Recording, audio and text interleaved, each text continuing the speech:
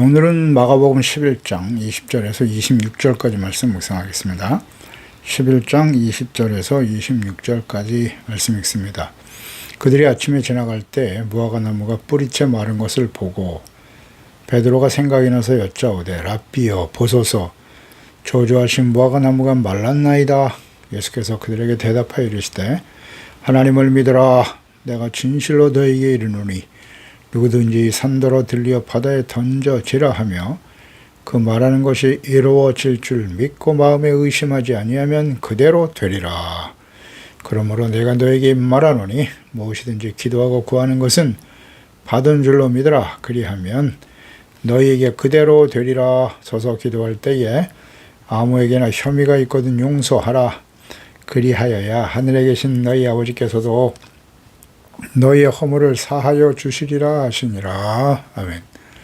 참된 믿음과 기도의 능력. 예수께서 예루살렘에 입성하셔서 가장 먼저 방문하신 곳이 예루살렘 성전이었고 다음날 열매 없는 무화과 나무에 대해 저주하시고 이어서 성전에서 만민이 기도하는 집을 강도의 소굴로 만들었음을 한탄하시고 진노하시면서 장사하는 자들을 다 쫓아내셨습니다. 성전, 즉 교회가 거룩한 이유는 거룩하신 하나님과 예수 그리스도께서 임재하시며 그분을 경외하고 사랑하고 순종하기 위해서 성도들이 모여 말씀을 듣고 죄를 깨달아 회개하고 용서받고 이와 거룩함을 회복하기 위한 목적으로 하나님 앞에서 예배하는, 기도하는 처소이기 때문입니다.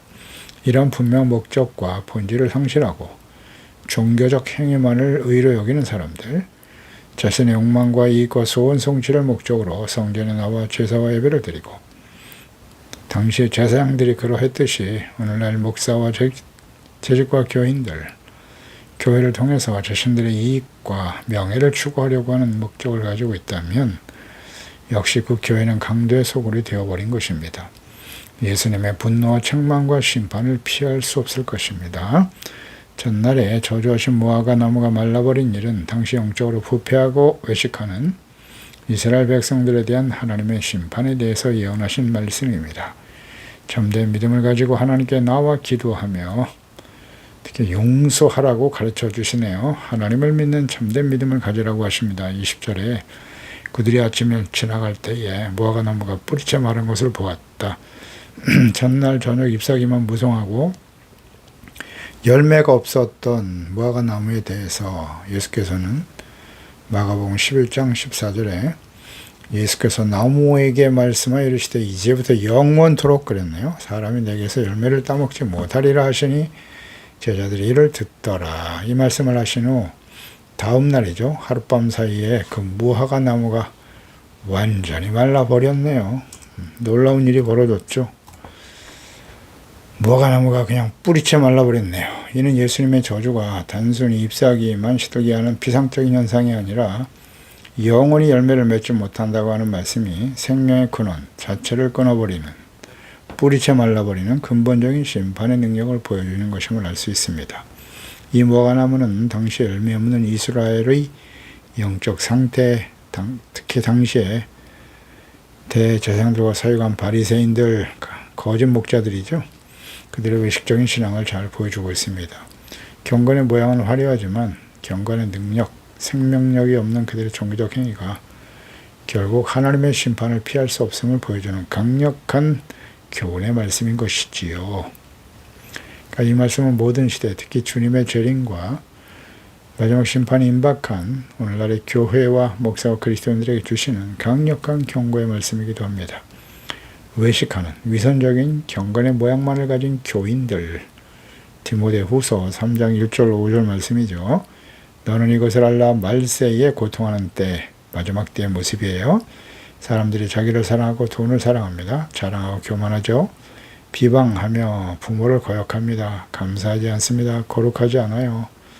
무정하며 원통함을 풀지 않습니다. 모함하며 절제하지 못하며 싸나우며 선한 것을 좋아하지 아니하며 배신하며 조급하며 자만하며 쾌락사랑하기를 하나님 사랑하는 것보다 더하더라. 경건의 모양은 있으나 경건의 능력은 보이나니 이 같은 자들에게서 내가 돌아서라고 강력하게 말씀하시네요. 이런 일들이 예수님 당시에도 있었고 모든 시대 오늘날 더욱더 두드러지게 나타나고 있는 것입니다. 21절에 베드로가 생각이 나서 여짜오되 랍비여 보소서 저주하신 무화과나무가 말랐나이다. 랍비라는 소리가 언제나 날까. 성령으로 거듭나기 이전에는 할 수가 없어요. 예수님이 하나님의 아들 그리스도의 주님이신데 베드로가 예수님의 말씀을 허투루 듣지 않고 마음에 담아두었음을 보여주는데요. 그는 예수님의 말씀에 권위와 능력이 있음을 목격하고 무화과나무가 하루 만에 말라버린 현상 자체가 놀라워서 예수님의 설명을 듣고자 했습니다. 예수께서는 베드로의 질문을 들으시고 믿음과 기도에 대해서 가르쳐 주십니다. 그러니까 베드로의 이러한 태도는 제자들이 아직 예수님의 말씀과 가르침과 혹은 기사와 이적들에 담겨진 영적 의미를 이해하지 못하고 있음을 알 수 있습니다. 그들의 관심은 어떻게 이런 일이 일어나지? 어떤 그 현상에만 초점이 맞춰져 있었던 것입니다. 예수님께서는 이들의 영적 무지를 깨우쳐 주시기 위해서 당시 제자들뿐만 아니라 영적 이해력이 없는 모든 시대의 그리스도인들에게 구체적으로 가르치시는 기회로 삼으십니다. 22절에 예수께서 그들에게 대답하여 이르시되 하나님을 믿어라. 믿음에 대해 말씀하시네요.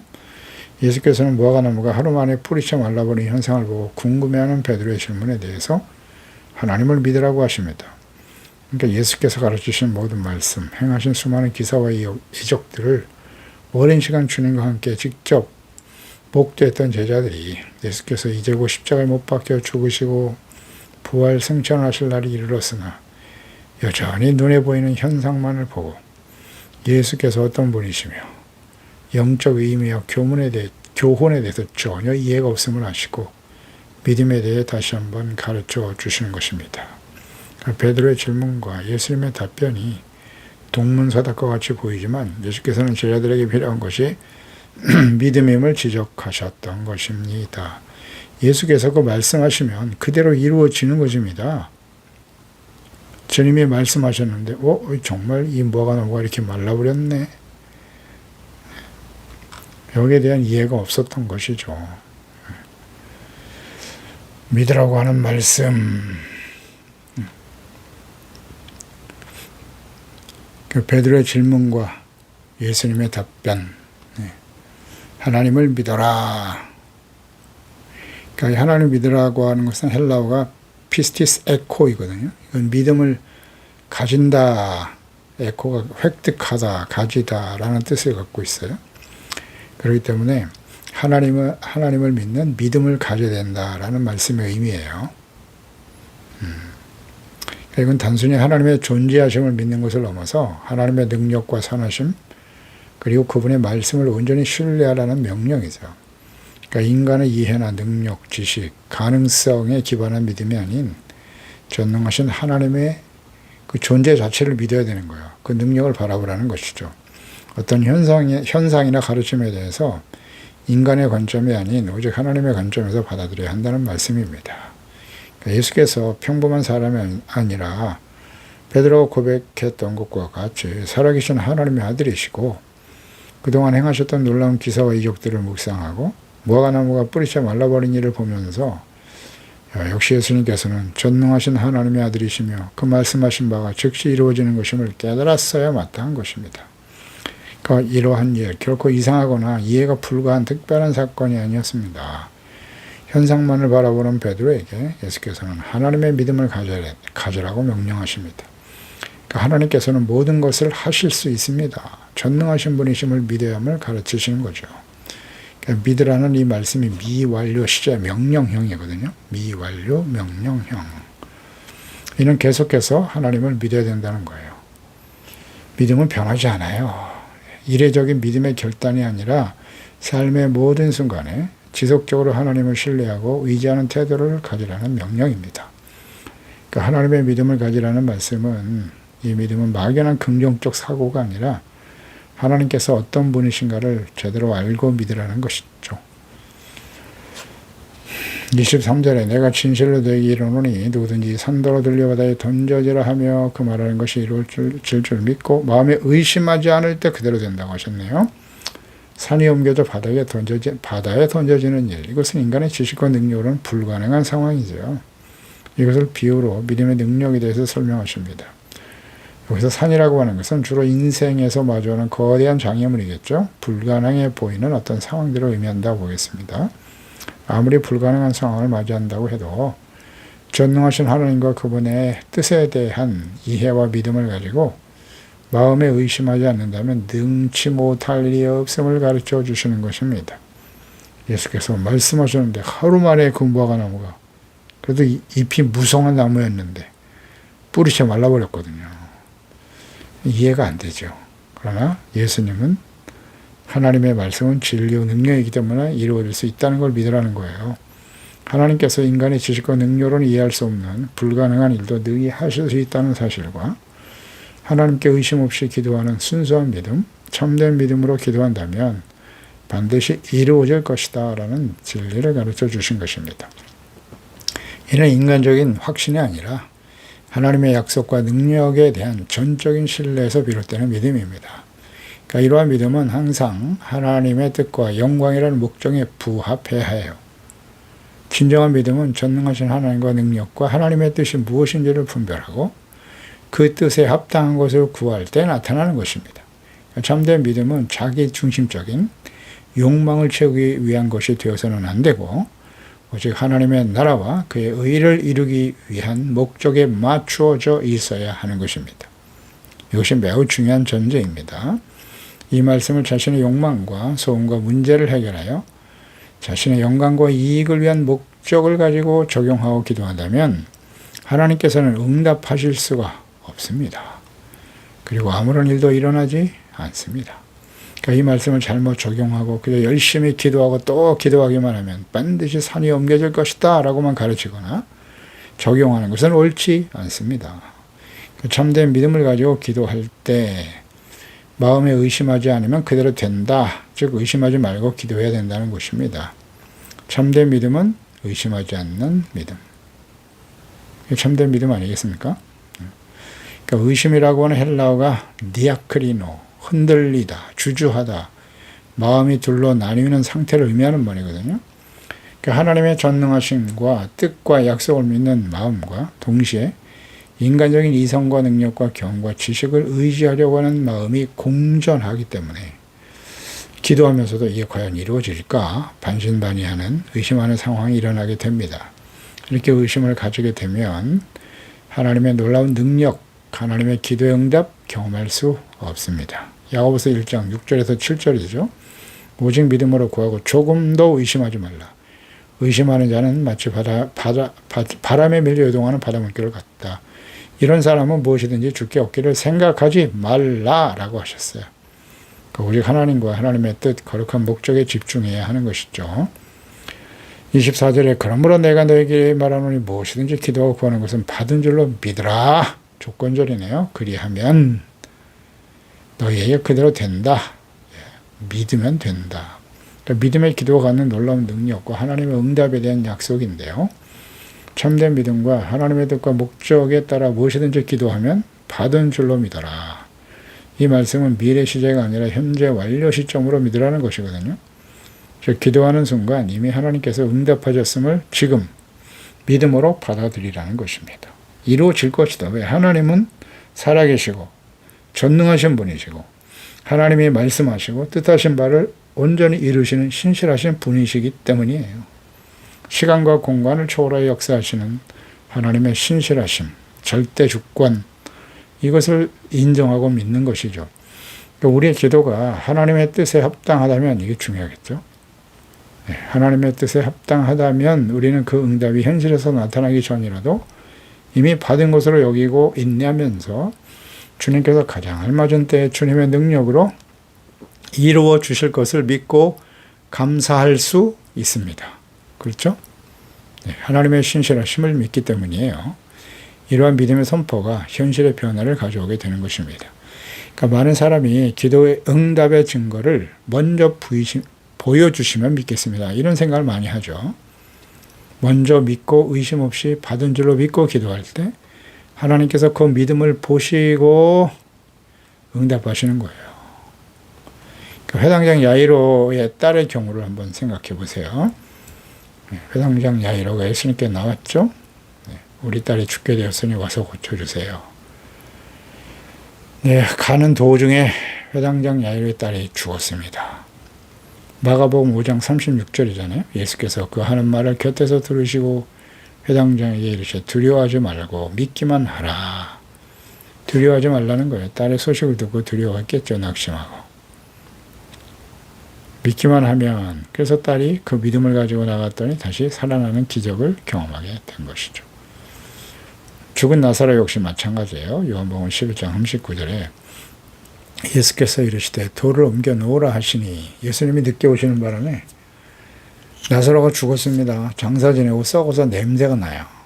그때 예수께서 하신 말씀이잖아요. 마리아와 마르다, 돌을 옮겨 놓아라. 무덤의 문을 열라는 거예요. 죽은 자 누이 마르다가 이르되 주여, 죽은 지가 나흘이 되었으면 벌써 냄새가 납니다. 예수께서 이르시되 내 말이 내가 믿으면 하나님의 영광을 보리라 하지 아니하였느냐. 믿으면 영광을 본다는 겁니다. 그래서 나사로가 무덤에서 살아나오는 기적을 보게 되죠. 그렇습니다. 믿음을 보여드려야 돼요. 하나님한테. 믿음을 가지고 선포할 때 예수께서 조문하러 오신 게 아니에요. 살아나리라고 하셨잖아요. 네. 오라비가 살아난다. 그래서 이렇게 믿게 될 때 그 믿음이 현실이 되는 거예요. 히브리서 11장 6절이죠. 믿음이 없이는 하나님을 기쁘시게 할 수 없다. 하나님께 나아가는 자는 반드시 그가 계신 것과 또한 그가 자기를 찾는 자들에게 상 주시는 이심을 믿어야 할 테니라. 아멘입니다. 또 주님께서 무엇이든지 구하면 주께서 이루신다는 말씀을 하셨어요. 무엇이든지를 강조하셨나요? 무엇이든지 기도하고 구하는 것은 받은 줄로 믿어라. 무엇이든지. 그러니까 무제한적으로 기도하기만 하면 다 응답하신다는 의미가 아니겠죠. 하나님의 자녀가 전능하신 하나님을 믿고 그분의 뜻과 하나님 나라를 위해서 기도할 때 무엇이든지 이미 받은 것과 다름이 없다는 것입니다. 여기에 초점을 맞춰야 돼요. 너희가 구하여도 얻지 못함은 자신의 정욕을 위해서 잘못 구하는 것이라고 야고보서 말씀하잖아요. 정욕을 위해서 구하면 안 돼요. 하나님의 나라와 뜻에 맞추어서 기도해야 되고, 그러니까 기도하는 행위 자체에 초점을 맞추기보다는 기도하는 사람의 마음의 상태예요. 영적 상태 매우 중요합니다.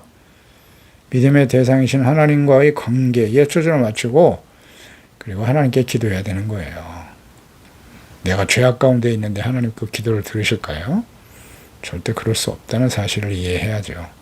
요한일서 5장 13절에 내가 하나님의 아들의 이름을 믿는 너에게 이것을 쓰는 것은 너희로 하여금 너에게 영생이 있음을 알게 하려 함이라. 그를 향하여 우리 가진 바 담대한 것은 이것인데 그의 뜻대로 무엇을 구하면 들으심이라.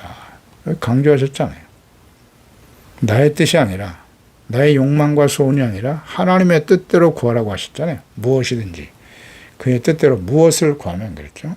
그러니까 우리가 무엇이든지 구하는 바를 들으시는 줄 안즉 우리가 그에게 구한 그것을 얻은 줄 또한 아느니라. 아멘. 하나님의 뜻대로 구하면 그 뜻이 이루어지겠죠. 네, 그걸 믿는 거라는 거예요. 그런데 자신의 뜻대로 기도해서는 안 된다는 거죠. 이걸 잘 분별할 줄 알아요.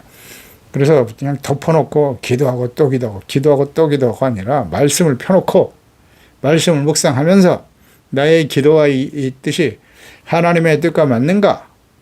자기 생각이 중요하지 않아요. 하나님의 말씀을 묵상하면서 주님의 말씀과 뜻에 맞추어 기도해야 되겠죠. 요한복음 15장 7절 이하에도 너희가 내 안에 거하고, 이게 전제잖아요. 내 말이 너희 안에 거하면 조건절이잖아요. 그렇죠? 우리가 예수님 안에 있다는 건 교회 안에 있다는 뜻이 아니에요. 이걸 잘 이해해야 돼요. 이걸 잘 가르쳐야 될 텐데. 예수님 안에 거한다는 게 무슨 뜻이에요? 내 말이 너희 안에 거하면 그랬잖아요. 주님의 말씀이 우리 안에 거하여 주님의 말씀대로 순종하는 삶을 의미하는 거겠죠? 그때 무엇이든지 원하면 구하라. 그러면 이루게 된다고 말씀하셨어요. 이 전제 조건을 잘 이해해야죠. 그럴 때 너희가 열매를 많이 맺으면 하나님께 내 아버지께서 영광을 받을 것이고 너희는 내 제자가 될 것이다. 그러니까 주님의 말씀이 우리 안에 거하면 우리가 열매를 많이 맺게 되겠죠.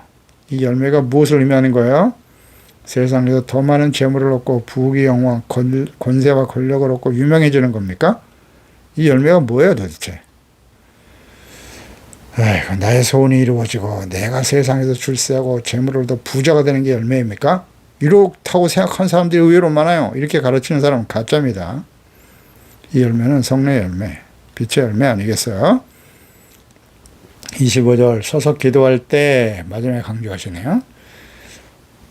혐의가 있거든 아무에게나네요. 혐의가 있거든 용서하라. 그리하여야 하늘에 계신 너희 아버지께서도 너희 허물을 사하여 주신다. 그러니까 믿음으로 기도하되 응답받는 기도가 되기 위해서는 용서를 해야 되네요. 용서하지 않은 상태에서 기도하면 하나님 응답하실 수 없네요. 그러니까 다른 사람 이웃에 대한 미움이나 원망을 품고서는 하나님과의 온전한 관계를 맺을 수 없겠죠. 기도의 능력 또한 경험할 수 없게 될 것이다 라는 말씀이에요. 조건절이잖아요. 그리하여야 그랬잖아요. 용서하라 그리하여야. 그리하지 않으면 하나님께서도 우리의 죄를 용서해 주실 수 없다. 그러니까 하나님께서 나의 죄, 허물을 용서받기 원한다면 먼저 다른 사람의 잘못을 용서해야죠. 이웃 중에 가장 소중한 이웃이 바로 누구예요? 가족이잖아요. 가족. 또 교회 안의 지체들, 하나님의 자녀들 아닙니까? 형제 자매잖아요. 그들을 용서하지 못하고 있다?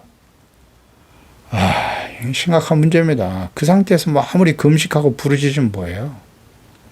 남편을 사랑하지 못하고 아내를 사랑하지 못하고 자식이 부모를 사랑하지 못하고 교회 안에 지체들 간에 말이죠. 서로 원수 맺고 싸우고 그런 상태에서 드려지는 예배와 기도가 무슨 의미가 있냔 말이에요. 아무리 부르짖어봐야 소용없어요. 그런 말씀 아니에요? 나만 의롭고 너희들은 다 틀렸어. 이런 게 잘못된 태도예요. 아주 교만하고 오만한 태도죠. 그러니까 하나님의 무한한 용서를 받은 자로서 마땅히 다른 사람을 용서해야 하고 용서하는 마음이야말로 하나님과 올바른 관계 속에 있다는 확실한 증거입니다. 용서받음이 곧 의의 회복이에요. 또 하나님과 화목한 상태를 의미하는 것이고 그래서 예수님께서 이렇게 기도하라. 주기도문에서 가르쳐 주셨잖아요. 우리가 우리에게 죄진 자를 사해 준 것 같이 우리의 죄를 사해 주옵소서. 우리가 우리에게 죄진 자를 사해 주고 용서해 줄 때 우리가 용서받을 수 있다. 마태복음 5장 7절이죠. 7절. 긍휼히 여기는 자는 복이 있나니 그들이 긍휼히 여김을 받을 것이다. 그러니까 용서는 하나님께 대한 참된 믿음의 필연적인 결과예요. 진정한 믿음을 가진 사람은 용서할 수 있어요. 그러니까 하나님을 믿고 그분의 은혜로 구원받을 성을 아는 사람은 다른 사람을 용서하지 않을 수가 없어요. 그런 마음속에 용서하지 못하는 죄를 품고 있는 것은 스스로 하나님의 은혜의 통로를 막는 거예요. 용서하지 않고 미워하는 마음은 곧 살인죄에 해당된다. 맞습니까? 예, 하나님 말씀으로 가야죠. 요한일서 3장 15절.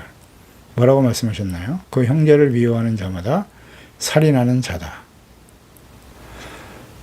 살인하는 자마다 영생이 그 속에 거하지 아니하는 것을 너희가 아는 바라. 아멘. 형제를 미워하는 게 살인이라고 하시잖아요. 그런 사람들은 영생이 그 속에 없다고. 그러니까 죄를 품고 해결하지 못한 상태에서 드리는 기도는 하나님께서 듣지 않으십니다. 응답하실 수도 없습니다. 네. 용서하라. 그리하여 하늘에 계신 너희 아버지께서도 너희 허물을 사하여 주실 것이다. 우리가 형제를 용서하지 않으면 우리도 용서받지 못합니다. 근데 우리 분명하잖아요. 용서받지 않아도 될 만큼 완전한 사람은 이 세상에 아무도 없어요. 죄를 깨닫고 버리고 용서받아 의를 회복하고 하나님과 화목해야죠. 그리고 용서하지 않고 드리는 기도는 아무리 금식하며 차례를 하고 부르짖어도 하나님께서 결코 응답하실 수 없습니다. 그래서 하나님의 믿음을 가지고 놀라운 기적을 행하시는 하나님의 영광을 보기를 원한다면 세 가지를 갖춰야 된다는 거예요. 하나님을 향한 온전한 믿음을 가져라. 인간, 나의 생각의 가능성이 아닌 하나님의 전능하심을 신뢰하는 거고요. 의심 없는 기도가 되라. 하나님의 뜻 안에서 구하는 것 이미 받은 줄로 믿고 감사해야 됩니다. 의심하지 말아라. 세 번째는 용서하는 마음입니다. 기도하겠습니다. 하나님 아버지, 오늘도 주님의 말씀을 통해서 하나님 앞에 주의 자녀들이 기도하고 간구할 때 우리의 믿음의 대상은 하나님이세요. 예수 그리스도는 하나님의 아들이십니다. 하루 만에 예수께서 말씀하신 그 무화과나무가 뿌리채 마른 것으로 인해서 굉장히 놀랐던 베드로. 예수님께서는 그것이 믿음의 문제라는 거예요. 예수께서 하신 말씀을 믿으면 그대로 된다. 그렇습니다. 우리가 하나님께 기도할 때 믿음으로 기도해야 하나님 응답하십니다. 믿음은 인간의 가능성과 자신의 생각이 중요하지 않아요. 하나님은 어떤 분이신가? 예수 그리스도가 진정 하나님의 아들이시고 그분이 하신 말씀이 진리고 그 말씀을 온전히 이루시는 하나님을 믿어야 하는 것입니다. 우리의 믿음의 근거는 어디에 맞추어져 있나요? 그리고 절대 의심하지 말라고 하셨습니다. 네, 의심하는 자는 주님께로부터 아무것도 받을 수가 없어요. 그리고 이제 마지막으로 용서에 대해서 말씀하셨네요. 기도, 응답받는 기도는 용서받을 때, 용서할 때 드려지는 기도예요. 그래서 주님이 우리를 용서하신 것처럼 우리 가족들, 형제와 이웃들 긍휼히 여기고 불쌍히 여기고 용서하는 저희들이 되게 해주세요. 용서 없이 형제 간에 용서하지 못하고 미움을 가지고 드려지는 기도는 결코 응답받을 수 없다. 긍휼히 여기는 자가 되어서 하나님의 긍휼을 가지고 기도함으로써 우리 개인의 욕망과 소원 성취를 위한 기도가 아니라 하나님의 나라와 주님의 뜻을 이루어가는 온전한 경건한 기도자로 주님 앞에 서게 하여 주시고 그 기도에 역사하시는 주님의 놀라운 능력과 영광을 나타내게 하소서. 예수님의 이름으로 기도드립나이다. 아멘.